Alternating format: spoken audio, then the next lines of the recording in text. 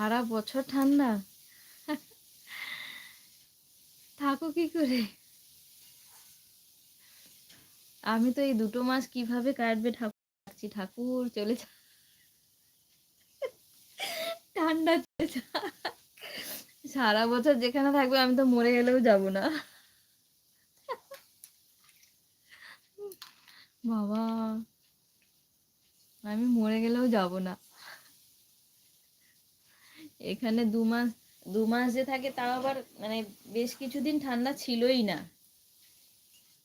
প্রায় 5-6 দিন এরকম বেশি ঠান্ডা পড়েছিল,